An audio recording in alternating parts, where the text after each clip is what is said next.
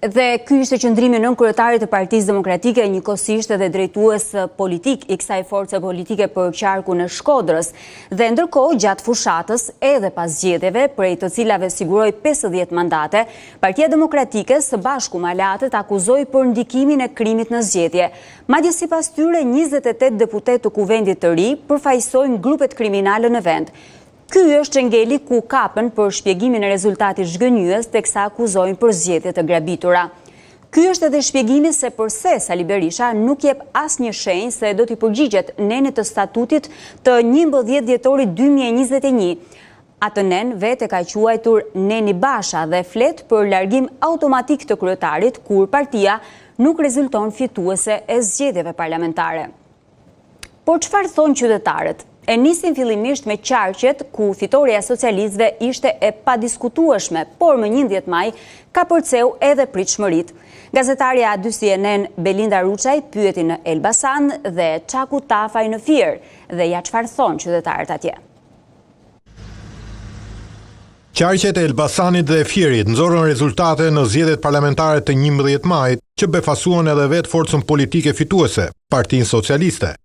Nga 14 mandate që nxjerr qarku Elbasanit, 10 i fitoi Partia Socialiste dhe vetëm 4 opozita. Ndërsa në Fier, fitoria e socialistëve ishte akoma më e thellë, 12-4. Ndërsa drejtuesit politik të PS në këto qarqe nuk e fshehin surprizën e këtij rezultati, duket se qytetarët ishin më të bindur. Në Elbasan, pas zgjedhjeve, ata shprehen se rezultati ishte i pritshëm, ndërsa një pjesë nuk duan të komentojnë. Befasoj rezultatin në këto zgjedhje? Po apo jo? Ja, a ju befasoj rezultatin zgjedhje? Jo, e pritshme ishte. Ju befasoj rezultatin në këto zgjedhje? S'duan të përmendsojnë. Ju befasoj rezultatin në zgjedhje? S'dua të flas për këtë. S'ke interes? Ja. Votove? Pa. A ju befasoj rezultati në këto zgjedhje për Elbasanin? Pse befasoj? Dihesh shija. E prisje gjithë qyteti. Su befasove nga rezultati, e prisje që do fitonte Partia Socialiste? Apo s'ka si mendoj? Sa kemi hallë ashtu. Ne votojmë. Kush do si të hyj, ne 140.000 lekë marrim. Të shti kush det fitoj, kush det. Vetëm një pakic mendon se rezultati nuk duhet të ishte kaq i thellë. Prisja për shembull që raporti i këtyre deputetëve që do zgjidhen të ishte pak a shumë i prafort, jo kaq me kaq ndryshim. Edhe në Fier, qytetarët shprehen se ishin të bindur në fitoren e Partisë Socialiste, por thuajse të gjithë shprehen se nuk e pristin një rezultat kaq të thellë. E prisit të rezultat kaq të thellë midis partive? Jo, nuk e prisja kaq të thellë. Drejt më vete, po.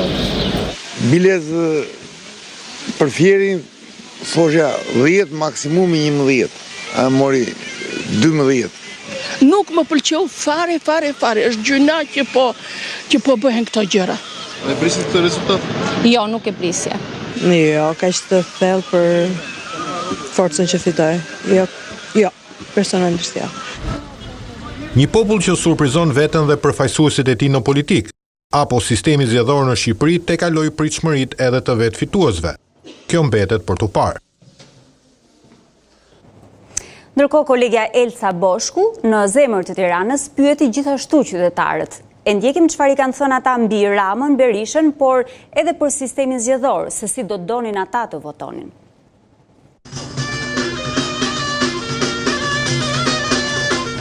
Rama i fitoi vetë zgjedhjet apo i voti? Socialistat nuk din me vjedhin demokrat. Ai ka vjedh për zotin. Berisha i humbi zgjedhjet apo ja bota? Ai ka humbë s'di humbë me ku me shku tani. I fitoi me merit, bravo e qoftë. Me merit pa merit ai sa të ketë atë është. E ka thonë po, okay. S'ke ç'bën.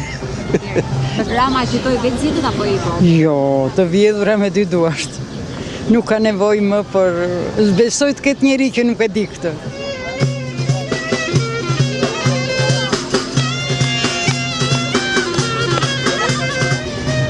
Ma që do mirë të Rama, do mirë të Rama, nuk diskutojsh ajo punë. Berisha humbi zgjedhjet sepse nuk kishte një program të mirë apo sepse ja vodhen? Ja vodhen. Programin e pa shumë mirë. Ja vodhen. Rama i fitoi vetë zgjedhjet apo i voti? A nuk e di. Mbaroja po ka Berisha. Kur ishte, nashti s'është më. Rama i ka fitu me punë. përballë vlefshëm me gjithë udhëheqësit e Bashkimit Evropian. Prona dhe drejtësia janë të vërteta kur i ka i Zoti. Do doni që të ndryshojë sistemi i zgjedhjeve? Dëgjoj, ato duhet studiuar, duhet shikuar, se mbase se vërtet, për shembull Ali Mehmeti është një nga me të vërtet që i duhet vendit. Ço do themi ne të shkretër, e di vetë ata i kanë marrë punë vetë. Me emër është më mirë me lista hapur, pse jo? Ja kam ide. Kodi zgjedhor duhet të ndryshojë se s'bën. Që të përfaqësoheshin komunitetet e njësive bashkiake realisht me figura alternative. Vetëm lista të hapme të votoj popullin për çdo kandidat.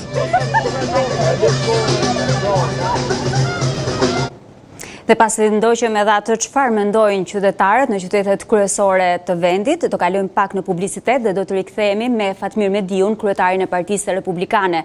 Do të flasim për zgjedhjet, për opozitën, për qëndrimin e munguar të Shteteve të Bashkuara të Amerikës për rezultatin fitues të kryeministrit Rama, por edhe për disa angazhime të ambasadës amerikane ditët e fundit, veçanërisht me reagimet në faqen e saj zyrtare sa i përket kriminalitetit në vend.